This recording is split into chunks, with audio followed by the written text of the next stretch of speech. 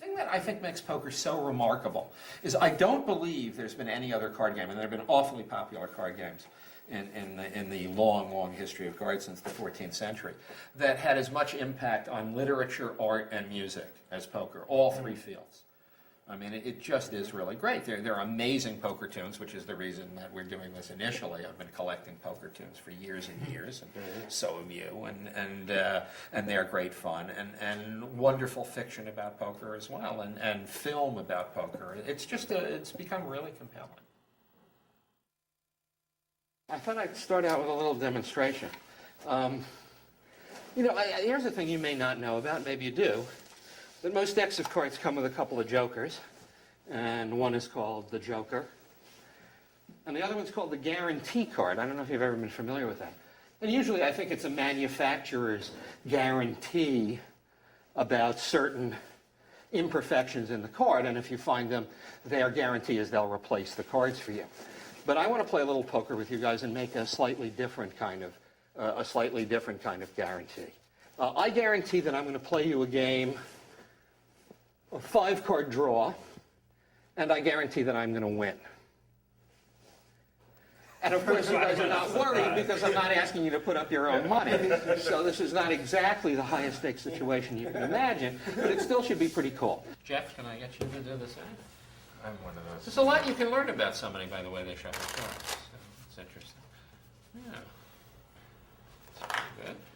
Good solid riffle. Very interesting. And I'm going to deal out a couple of hands to you, but I'm only going to deal out 4 cards instead of the traditional 5 in 5-card draw. Okay, and I'm going to ask you not to look at them yet, but you can gather them in if you feel more comfortable having them closer to you. And watch me, by the way. Watch me scrupulously as I deal the cards to make sure that this is honest and above board. Ha, ha, ha. Now, you each have 4 cards. And because you know, in most cases, know me personally, but know that I have some sort of reputation as being capable with a deck of cards, I'm going to make you an unusual offer. Right now, before we complete the deal, I'm going to say to you, if you think perhaps I was stacking the cards, perhaps I was dealing from the bottom, that somehow I dealt myself a better hand than any of you, I'm going to allow you the opportunity to switch your cards with mine. And I'm going to allow each player to do that. JJ, without looking at your cards, without looking at mine, do you want to switch for my hand? No. No. Jeff? Yeah, I'll switch. You're going to switch. Remember that this happened. Don't look at him, we'll place him here. Willie, would you like to switch cards, would you like to play your own? I'd like to play my own. Okay, that's fine. John? Me too. You would too. Eddie, would you like to switch or would you like to play mine? I'll play yours. Ooh. Okay, you'll play mine, I'll play yours. Now I'm going to make you another unusual opportunity. Remember I said I'm going to guarantee that I win. I'm now going to deal you all your last cards, right? And I'm going to play my card. I'm not going to be able to change whatever that card is. But I'm now going to give you all the options of looking at this card and deciding whether you want that card to join your hand or not. What poker player would be crazy enough to do that? The answer is me. JJ, you can now look at your hands.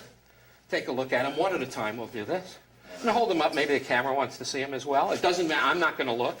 Okay, and I'm now going to offer you this chance. You know what? That's fine. Do you want to add this card to your hand or not? You don't. I'm going to give you a chance. We'll discard this to take any card from the talent, from the remainder of the deck, take one out and have it join your hand. Anyone. Okay. But do it quickly. Oh. No, take your time. It's fine. Well, the card you may be looking for could be in somebody else's hand. I don't know. Jeff, hold yours close to the vest. Don't let anybody see them. All right, I'm going to put these down. Here's your choice. Would you like this card, Jeff, to join your hand or not? No. No. I'm going to discard it, and I'm going to give you the option of taking any one of these cards to add to your hand. Would you reach across and take any one out from the remainder of the deck? You know, you could be beating me with 2 cards, you know. Willie, here's your card. Would you like to keep it or change it? Change it. Change it. Take out any card. Take out any card. I'm going to discard this. Take out any card and have it join your hand. Nothing is helpful, so I'll just take... You're fine. Take the highest card. It's great. John, Take a look at your cards. Would you like this card to join your hand or not? No. No. All right, I'm going to ask you to take one of these as well. But understand these options and understand my guarantee. You've chosen cards, you've switched cards, the cards have been shuffled, they've been cut, they've been dealt, but I guarantee I will win you in a hand of draw. All right. Last chance for you. Eddie, take a look at your cards. Do you want to include this card in your hand? Oh, I do not. You do not. We'll discard that and take any one of the remaining cards. I can't really see them. Whatever. I'll grab this. Okay. So there we go. 5 hands of poker and mine. JJ, turn them over. Let's see what you have. Trip queens. Trip queens, and you're complaining. What kind of guy is that? Trip queens. What do you have, Jeff? Pair of eights. Pair of 8s. Well, I can understand why you're a little perturbed. Bad hand. Willie, Yeah. how you doing? Trip 9s. Trip 9s. Again, a good Wasn't hand. a You've bad got hand. 3 pretty good hands in a poker game. Pair of 7s for Riley. Trip 5. Trip 5s. Trip 5s for Eddie G. Let's just take a look and see what I have here. Oh, this is not what I expected either. But I did make a guarantee. And remember, Eddie could have had my cards. And JJ did switch, meaning that at one point I had hit cards. I switched. Oh, Jeff switched. Yeah, I don't want to drag this out, but I do think that Oh, it's a perfect. fairly similar stance.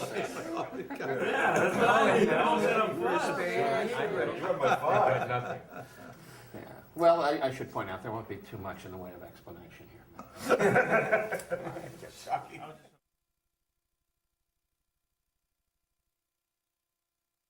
You can actually wind up cheating people from the beginning of the time that they think about going to the game, till after the game is finished. And one of the ways hustlers always used to work, you know this on trains especially, is they'd play for cigars, they'd play for drinks, they'd make it look incredibly casual, and then it would build up into $1 or $2, and soon it would be like JJ's game with hundreds of dollars. And then you can wind up with proposition bets, winning money after the cards go back into the case. So there are lots of opportunities, and we'll talk a little about some of them as well. So let's say you had a card on the top of the deck that you wanted to keep, like say the ace of spades. And so the idea would be like if all you guys were at the game, I would simply deal the cards to everybody, but I would get the ace of spades. So that's called second dealing. That's the idea. And what actually happened, I mean, this does feel a little awkward for me actually telling you what I'm doing. You know, so the That's ace a of, first, isn't it? the idea is that the ace of spades is on the top of the deck, and I'm dealing underneath the ace of spades. So I'm making it look like I'm dealing with top card, but I'm keeping the ace of spades. That's there the whole fantastic. time. That So is that's why that's called second dealing. Wow. By the way, if you're playing stud poker, it can also be done in a game of stud.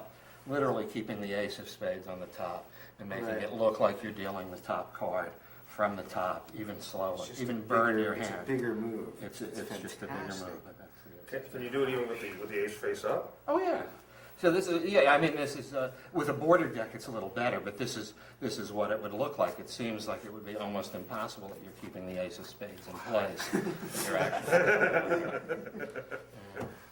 I love it. Wow. Good. Mere child's play for Ricky. Yeah, I'm sure.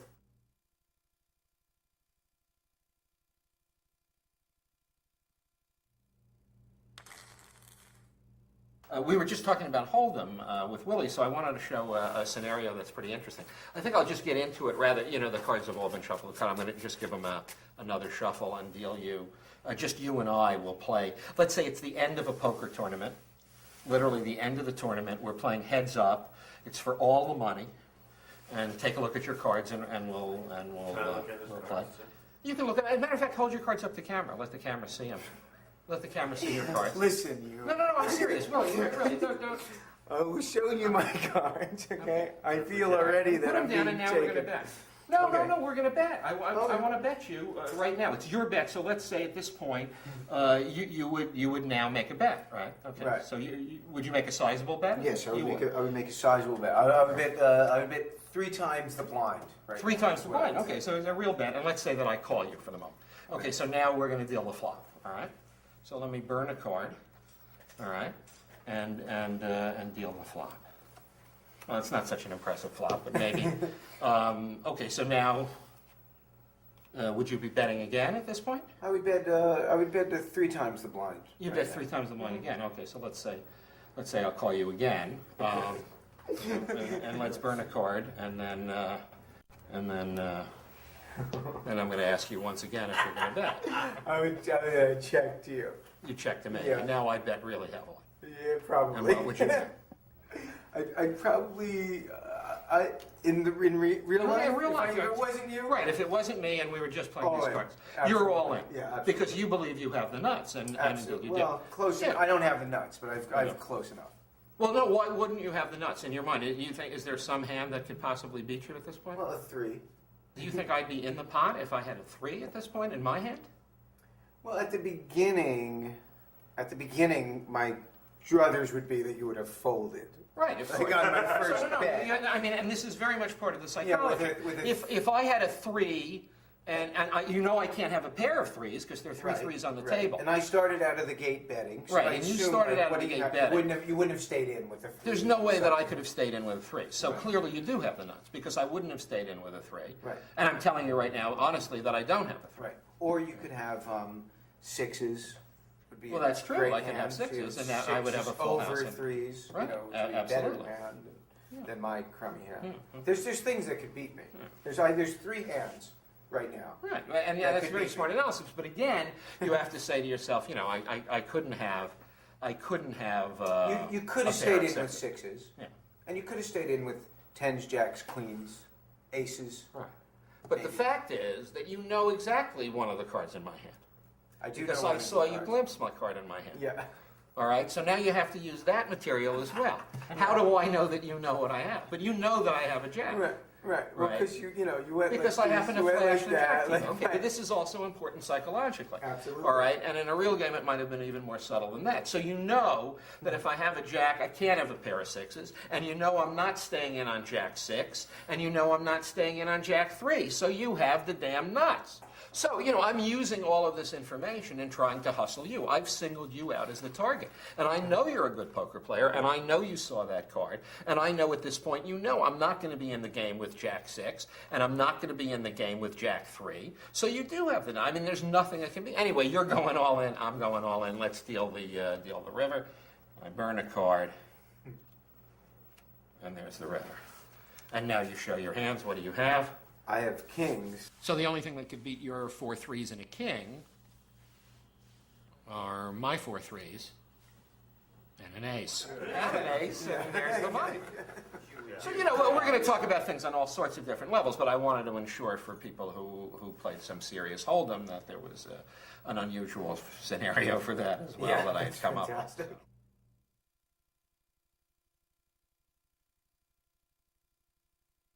Maybe we could get some chips in, and let me try to explain this to you.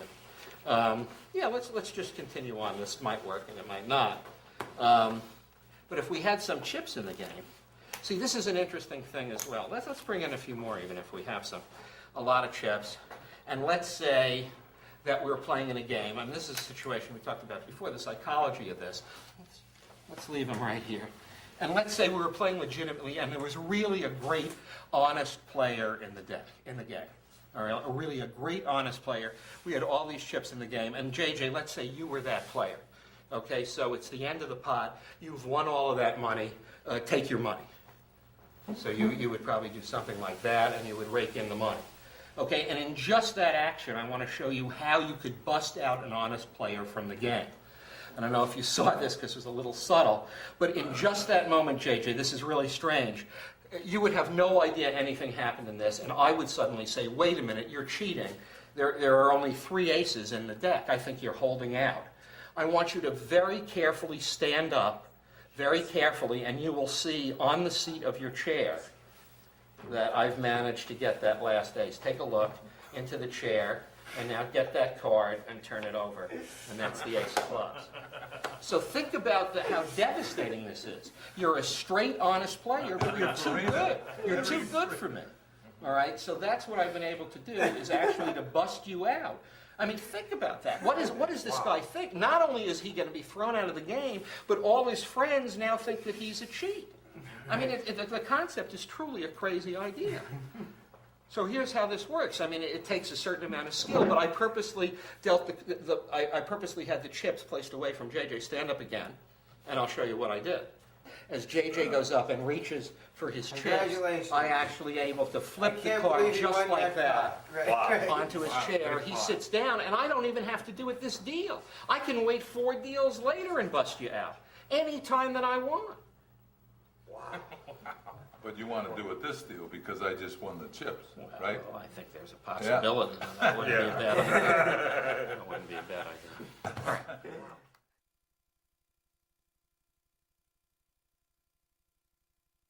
This is in terms of what I was saying before, a gambler, Eddie, would follow the natural actions of people. He doesn't want to show more skill or ostensibly less skill than anyone in the game with him. So he really wants to follow this just a little. I do that too, like the The little overhand Yeah. shuffle as well. Well, I do that often when I'm asked to cut. If you do that little overhand shuffle, it's far more thorough, and if somebody was trying to manipulate the cut, it's a good way to deal with it. So I've learned a little something about you, and now I'm going to do something that's again odd. Before you mentioned dealing the second card off the deck, and I think somebody brought up bottom dealing, which is actually one of those really mysterious things. And I'm going to do a strange thing for you here, which is to show you how I actually practice to do something for a bottom deal. So if we were playing in a game, I wouldn't want to deal anything so obvious for me as we did before, a royal flush or something. So let's say I still want a good hand. Any one of you. Should I deal jacks, queens, or kings? Which of those 3? Queens. Queens, okay. Queens, all And remember, the cards were shuffled. This is going to be easy for Eddie to see. From the shuffled pack of cards, I'm just going to go very, very slowly and actually jog up the queens for a bottom deal. So they must be all grouped together at some point. There's one. We don't need a joker. And there are indeed 4 queens. So I'm going to place the 4 queens here, and you're going to actually see that I do have 4 queens on the bottom of the deck, and now I'm going to deal them for myself in this. Well, one more thing. This is going to make it a little harder for me, but easier for you guys to follow. I'm going to reverse them. Okay, so this is a really odd concept, but you can see that I have 4 queens reversed at the bottom of the deck. Willie, let's say we had people at the poker game. 8, 7, 6. You pick the number. 7. 7 people at the game. And John, you tell me which hand, not the dealer, because this is the way I'd be doing it if I were cheating in a game, which of those 7 people should have the hand of the 4 queens? The 4th. The 4th. So I'm going to deal from the bottom. Oh, we should talk about when you came over and wanted me to show you bottom dealing for a movie you're going to be in. But remember, it's 7 hands, and I'm going to try to deal the queens into the 4th hand. That's the concept. Okay. So this is a little tricky, but since they're face up, it'll be easy for you to see what I'm going to do. 1, 2, 3, 4, 5, 6, 7. So you can imagine if the cards were face down, you should probably have not the slightest idea that these cards were coming off the bottom of the deck. So even though you know the queens are face up, it's still a surprise. And then even dealing the last card, there should be nothing, even when you're not dealing the bottom, nothing that looks any different. So I should point out what's happened here. You've all shuffled the cards. You've mentioned the number of hands in which I could deal. You mentioned which of those hands should get the winning hand of the 4 queens. But what I want to know is, how the hell was I able to do this? Wow. Wow, okay. 4 aces. Wow.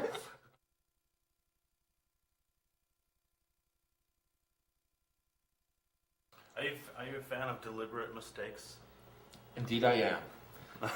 They're the only kind one should ever make. You know, we've been talking about crooked games a lot, and you were telling me a story about a guy trying to keep a crooked game secure, a guy with a razor. Oh. I don't know if you want to tell that story. But No, I'm happy to. It's a great story. Yeah. It is a kind of great story. A guy that comes out, and it's very much like the lyrics of one of the songs that we have on the album too, Darktown Poker Club, and I talk about it a little on the liner notes. But this is kind of a great concept that you want to ensure an honest game, and so this hustler takes out a razor and opens up the blade, and it's just sharp as all hell, and he puts it on the table and he says, "There'll be no cheating in this game."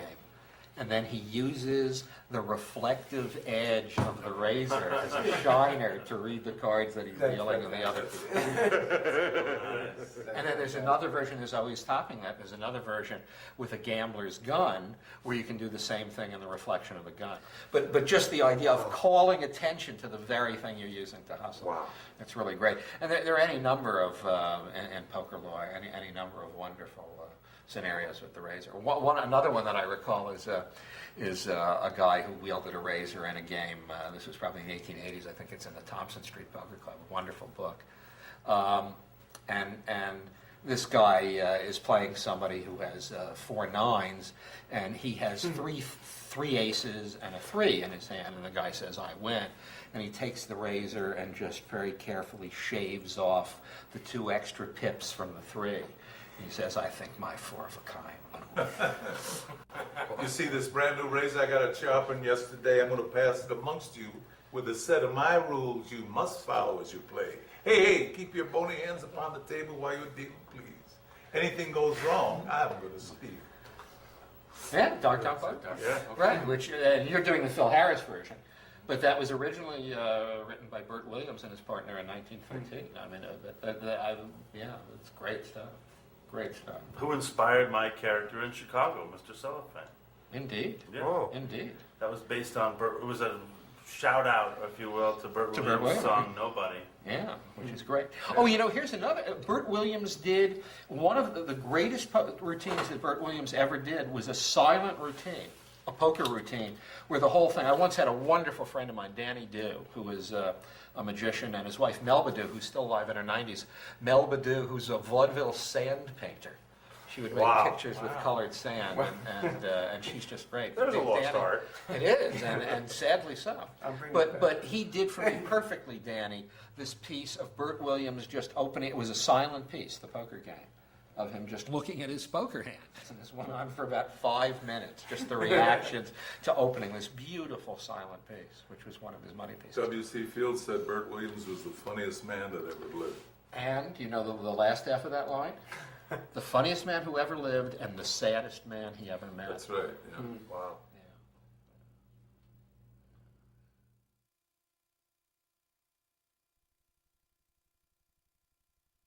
Did you ever do bottoms, deal bottoms? I remember you came over one day for some lessons. Yeah, in that. that was for another film I ended up not doing. But actually, that day when I came over to ask you to teach me the bottom deal reminds me of this story that happened on Boogie Nights that I don't even know if you remember. But the reason my character in that movie was into magic was because I was into magic, and so Paul Anderson wrote the script to reflect that. The porno star turned magician. Yeah. See, I always thought that was patterned after my life.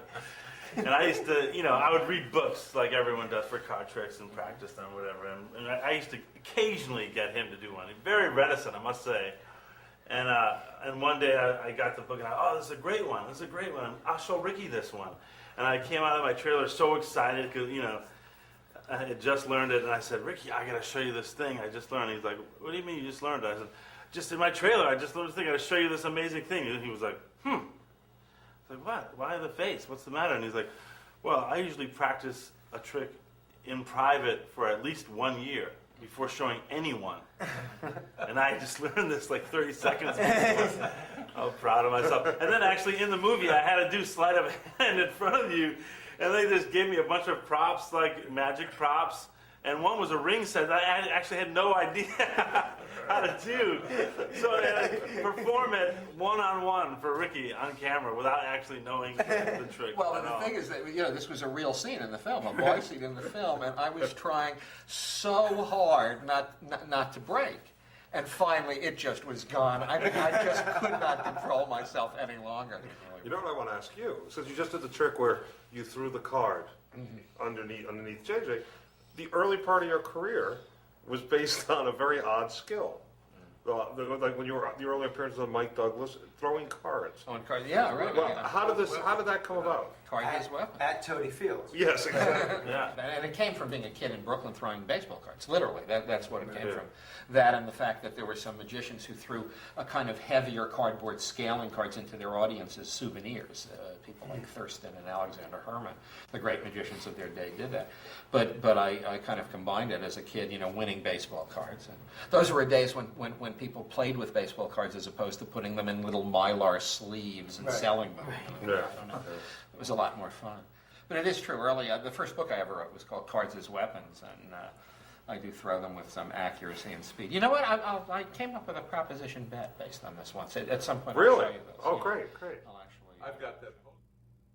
So we were talking about the idea that you could hustle someone before they even leave their house all the way through the game and hustle them again after the game. But perhaps the most famous prop bet after a game is simply to cut high card double or nothing if you've been a loser and cut the card to win. And that's a piece that I do in my show, 52 Assistants, and it's fun. But I'm going to show you something tonight that I rarely do in public. It seems so preposterous, I'm sure I can get you guys to bet against me. So here's the idea. I have a glass, and I'm going to pour some water in the glass. I think that's fine. And I'm now going to show you something that'll seem truly impossible. I'm going to take a playing card, the very cards that we've been using for this whole session, and place one on top of this glass, just like this. And I'm going to take a second card and roll this up into a tube. And these are really the same cards you guys have been shuffling and that I've been dealing all evening. And just to give this a little solidity, I'm going to put an elastic band, a rubber band, around the playing card, which I formed into a tube. And I'm going to put that tube on the card. And you can take a look. The card covers almost the complete circumference of the glass, right? Which is very important. Because here's what I'm going to propose to you. I know this sounds crazy, but this is exactly what I'm going to propose to you. I'm going to propose to you that by balancing an egg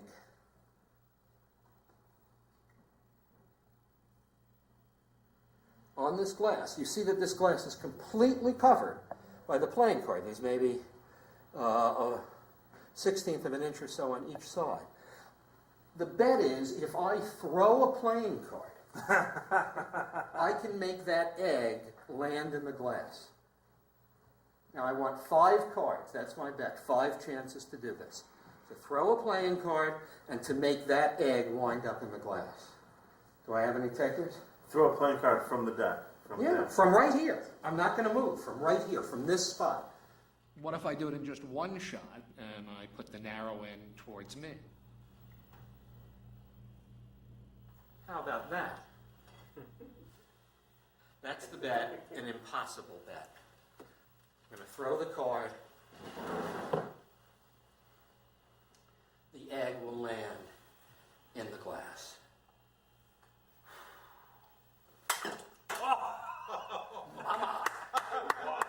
That's fantastic. Oh, buddy. I love it. Wow. Ain't life grand? Let me see something.